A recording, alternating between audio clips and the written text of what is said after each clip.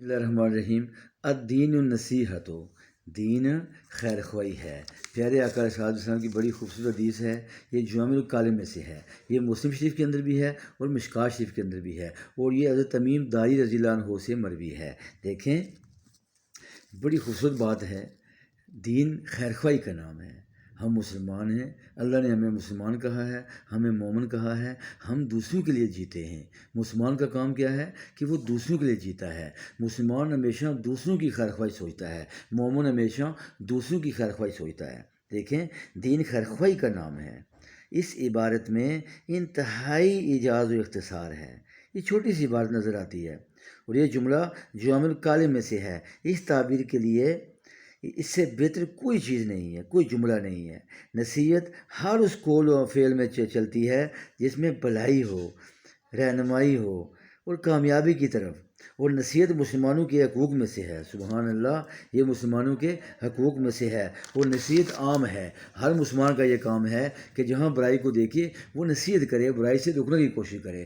پوری حدیث اس طرح ہے کہ نصیحت کس کے لیے ہے؟ حضور صلی اللہ علیہ وسلم نے فرمایا اللہ کے لیے ہے، یعنی اس کے وجود کا صحیح اعتقاد رکھا جائے، اور اس کی کتاب کے لیے ہے، یعنی کتاب کی تصدیق کی جائے اور اس پر عمل کیا جائے اور اس کی تلاوت کی جائے، اور اس کے رسول صلی اللہ علیہ وسلم کے لیے ہے، یعنی اس کی نبوت تسلیم کی جائے اور اطاعت کی جائے، اور عام لوگوں کے لیے ہے، یعنی ان کے نفع کو سوچا جائے اور نقصان کو ختم کیا جائے۔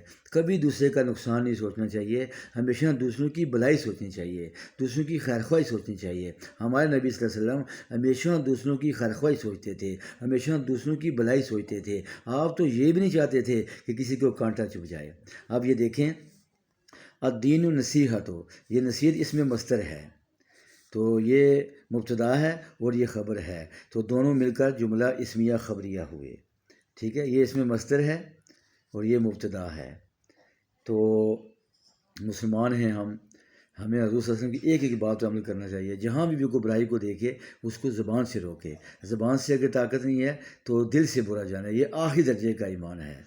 ٹھیک ہو گیا، تو ہم اپنے کام پہ آئیں۔ اللہ کے نبی فرماتے ہیں صلی اللہ علیہ وسلم، جس نے میرا کلمہ پڑھا اس کا یہی کام ہے کہ میرے پیغام کو آگے پہنچائے۔ آج بڑا روزہ ہے، تو یہ بڑی خوبصورت ایک حدیث ہے مسلم شریف اور مشکوٰۃ شریف کی۔ اللہ تعالیٰ ہمیں ایک دوسرے کی خیر خواہی سوچنے کی توفیق عطا فرمائے۔ فی امان اللہ، السلام۔